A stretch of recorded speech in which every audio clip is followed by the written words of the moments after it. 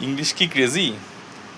তাহলে আবার দেখা যাক কিছু একটা নতুন কিছু ভাবনা আজকে নিয়ে এসেছি তোমাদের জন্য। আচ্ছা, ওয়ার্ডটা MOW, এটাকে উল্টো করো, দেখো তো কি হয়। মই হবে। আবার WOW, ওয়াও, উল্টো করো, কি হবে? একই হবে। সুইমস, SWIMS, মোবাইলটাকে উল্টো করে ধরো, এটা লিখে দেখো, সেম। তাই এরকম ইংলিশে কিছু ক্রেজি ওয়ার্ড আছে যেগুলো উল্টালে, ফ্লিপ করলে একই থাকবে, কোনো চেঞ্জ আসবে না।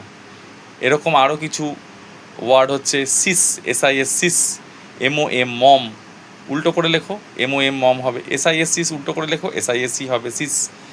নুন, NOON, নুন, উল্টো করে ফ্লিপ করে লেখো, একই হবে। তাহলে এই ধরনের ক্রেজি ইংলিশ শিখতে হলে আরও নতুন কিছু ভাবনা অ্যাড করো, কমেন্টে জানাও আর কি জানতে চাও। এরকম ধরনের যদি কিছু থাকে তোমাদের কাছে আইডিয়া, আমাকে বলো। Thank you.